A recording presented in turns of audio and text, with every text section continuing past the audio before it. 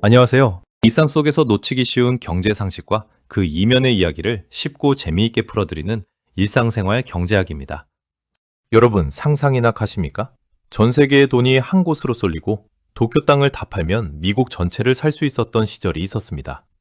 1980년대 일본은 단순히 잘 사는 나라가 아니었습니다. 전 세계의 주인이나 다름없었죠. 뉴욕의 상징인 록펠러 센터가 일본 기업의 손에 넘어갔고 할리우드 영화사들도 줄줄이 일본 자본에 무릎을 꿇었습니다. 당시 미국인들은 진심으로 공포에 떨었습니다. 이러다 조만간 우리 아이들이 일본어를 배워야 하는 것 아니냐는 말이 농담이 아니었죠. 그 시절 일본의 20대와 30대는 지금 우리가 상상도 못할 풍요를 누렸습니다. 대학 졸업장만 있으면 대기업 5군데에서 합격 통지서가 날아왔습니다.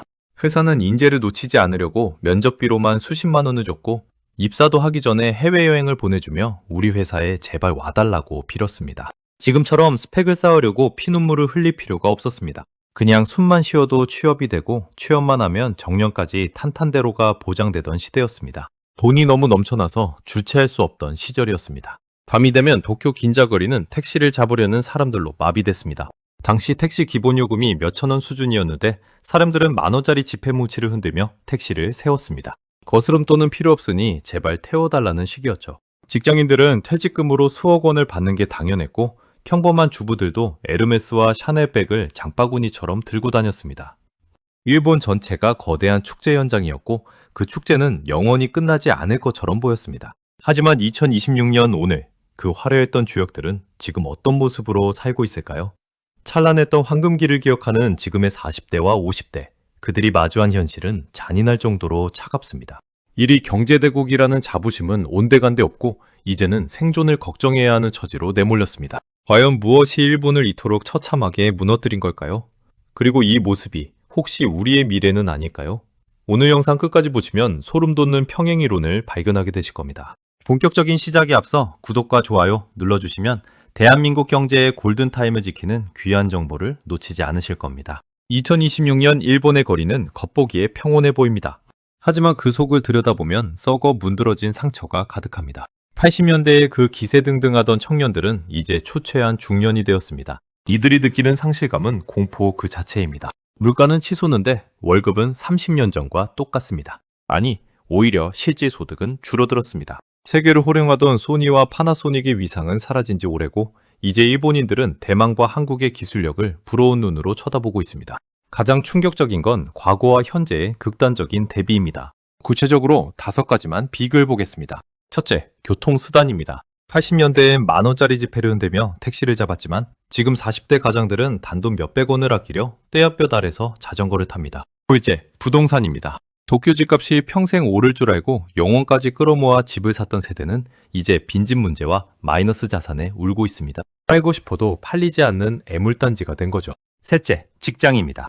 한때는 종신고용이 신앙이었지만 지금은 45세만 되면 희망퇴직 압박에 시달립니다. 비정규직 비율은 폭발적으로 늘었고 내일의 생계를 걱정하는 중년들이 넘쳐납니다.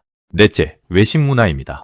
80년대엔 평일에도 최고급 스테이크와 와인을 즐겼던 이들이 이제는 마트 마감 세일 시간에 맞춰 도시락을 사기 위해 줄을 섭니다. 다섯째, 해외여행입니다. 당시엔 하와이를 동네 앞마당처럼 드나들었지만 지금 일본인들에게 해외여행은 연중 가장 큰 사치이자 꿈같은 일이 되어버렸습니다. 특히 2026년 현재 일본의 40대 이상 세대는 낀 세대의 고통을 처절하게 겪고 있습니다. 위로는 초고령화된 부모를 부양해야 하고 아래로는 취업 포기자가 된 자녀들을 먹여 살려야 합니다. 자신들의 노후 준비는커녕 오늘 하루 버티기도 벅찬 상황입니다. 일본의 1인당 GDP는 이미 한국에 초월당한 지 오래고 동남아시아 관광객들이 일본에 와서 물가가 싸서 여행하기 좋다며 돈을 쓰는 모습을 보며 일본인들은 씁쓸한 미소를 지을 뿐입니다. 한때 세계를 지배했던 경제 거인의 자존심은 완전히 박살났습니다. 도대체 왜 이런 일이 벌어진 걸까요? 전문가들은 이를 잃어버린 30년이라고 부릅니다. 80년대에 지나친 낙관론이 독이 된 것입니다. 거품이 터질 때 제때 대응하지 못했고 과거의 영광에 취해 변화를 거부했습니다. 디지털 전환의 속도를 놓쳤고 고령화라는 시한폭탄을 방치했습니다. 그 결과 일본은 활력을 잃은 거대한 노인촌으로 변해가고 있습니다. 2026년 일본의 모습은 단순히 한 나라의 불행이 아니라 전 세계에 던지는 강력한 경고장입니다. 충격적인 사실은 일본의 중장년층이 느끼는 감정이 단순히 가난해졌다는 것에서 끝나지 않는다는 점입니다. 그것은 바로 희망의 거세입니다. 80년대엔 내일은 오늘보다 더 나을 거지라는 확신이 있었습니다. 하지만 지금 일본인들의 가슴 속엔 내일은 오늘보다 더 나쁠 거지라는 절망이 자리 잡고 있습니다. 실패가 두려워 도전하지 않고 적당히 안주하며 서서히 가라앉는 배 위에서 눈을 감고 있는 격입니다. 이제 우리는 질문을 던져야 합니다. 과연 대한민국은 일본과 다른 길을 가고 있습니까? 아닙니다. 오히려 일본보다 더 빠른 속도로 늙어가고 있고 가계부채는 한계치에 다다랐습니다.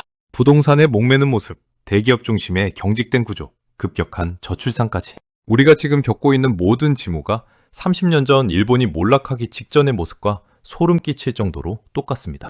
일본의 40대가 겪고 있는 저 처참한 현실이 10년 뒤 혹은 5년 뒤 우리의 미래가 되지 않으리라는 보장이 있습니까? 경제적 황금기는 영원하지 않습니다. 준비하지 않은 풍요는 반드시 혹독한 대가를 치르게 됩니다. 일본의 사례는 우리에게 말하고 있습니다. 지금 정신 차리지 않으면 당신의 노후도 마트 마감세의 줄에 서 있게 될 거지라고 말이죠. 여러분은 어떻게 생각하십니까? 우리는 일본의 전철을 밟지 않을 자신이 있습니까? 아니면 이미 늦어버린 걸까요? 여러분의 냉철한 의견을 댓글로 남겨주세요. 대한민국 경제의 미래를 바꾸는 건 결국 현실을 직시하는 여러분의 목소리에서 시작됩니다. 끝까지 시청해주셔서 감사합니다.